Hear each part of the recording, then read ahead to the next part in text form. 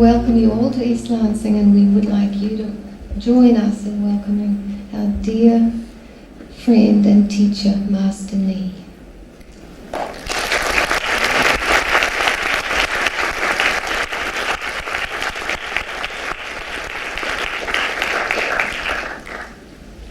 Dear friends, I hope you are doing well and keeping up your regular spiritual practice. Spiritual development has no end. All people need to work on themselves at different times and different stages.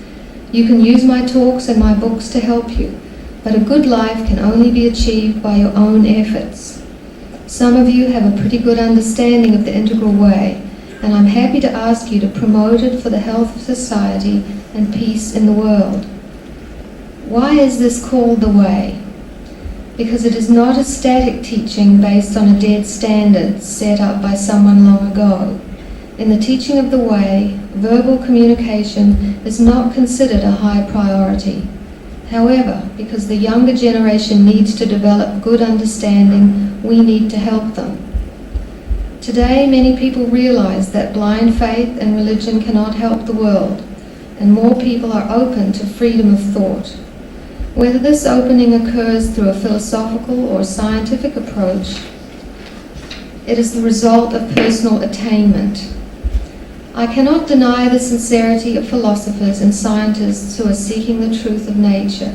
They have the heavenly gift of a special mind that is drawn in a direction which itself is a challenge. However, the natural spirits of life are above all thought processes of deduction or reason. They are above all kinds of mental capability. The ancient teaching of the way developed as nature expressed itself through the human mind before intellectual development occurred. I am saying that nature expresses itself most perfectly through a good mind, and a good mind can accurately express what nature is. A good mind does not create more conceptual confusion about life and nature, because it realizes that it is learning about itself, and what it learns is reflected in health and further development. A healthy life is the expression of nature. I expect you to keep reading my books. Contemplate the questions as you continue reading. As your understanding and spirituality naturally grow in the greenhouse of your own life, you will eventually be able to answer all the questions you have.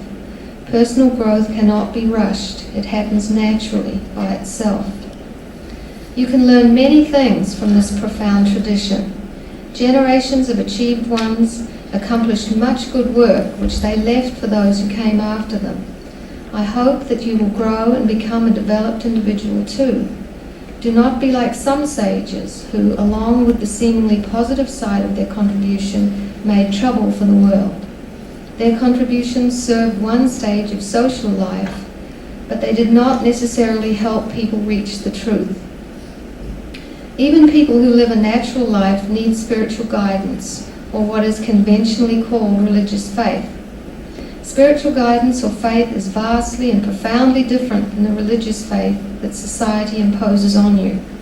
Religious faith considers the natural harmony of yin and yang to be original sin, although harmony and cooperation between these two forces is fundamental to life itself. It is a matter of biological necessity, which no faith or myth can eliminate.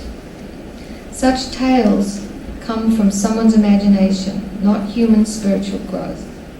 External religions are like overcooked food or burned food that no longer has any nutrition. Individual spiritual faith, however, comes from deepened understanding and internal rational leadership. One important self-protection is to avoid fanciful thoughts, either your own or someone else's, particularly religious or political fantasies. Find the truth and live in it, and you will be a happy individual. People's minds are usually active and thus need spiritual guidance or faith. The integral way is the tool for protecting and channeling your life force by yourself. You are not watched by anybody else. It is not a command, neither is it a strong stimulant like religion, but it is the nutrition of your personal growth. After you move to a new stage or have attained new growth, your conscious activities and emotional life become channeled in a healthy way that is not too tight or too loose. Your mind becomes naturally healthy. Tao is not a matter of public faith, but a spiritual realization. Many social and religious leaders have tried to force everyone to believe in the same thing, but there is no benefit in this. It only provides a better excuse for war. When two such leaders and their followers engage in a war, each thinks God is on his side. Even the mafia thinks that God helps them. All public faiths, east or west, are the same. What you choose to fulfill is what you really are. This is why I promote public-spirited virtue instead of public faith. Virtue is a personal spiritual quality. Spiritually, each individual is responsible for whatever he is or she does. This understanding will uplift you from the level of public negligence to spiritual carefulness. Conventional faith proves nothing. Personal virtue, on the other hand, enables you to remain independent, healthy, and responsible. It also keeps you healthy, safe, and worry-free. The problem with socially organized religions is that believers are often taught that God created or selected their race or tribe above all others. This becomes a deep source of trouble and disharmony. Faith in integral virtue, however, transcends all bias. The integral way has always worshipped the natural virtue of all people rather than the personal image of powerful individuals. Another fundamental error of socially organized religions is the projection of parts of oneself as God and the devil. Splitting the wholeness of the individual personality prevents the cooperation of the entire being within and without. The natural way is for the lower to support the upper and the upper to embrace the lower at all levels of life. This integral truth of life and of nature is more accurate than any religion. In the past 2,000 years, the exaltation of the mental function of life through religious worship has caused internal competition and conflict that has resulted in spiritual distortion.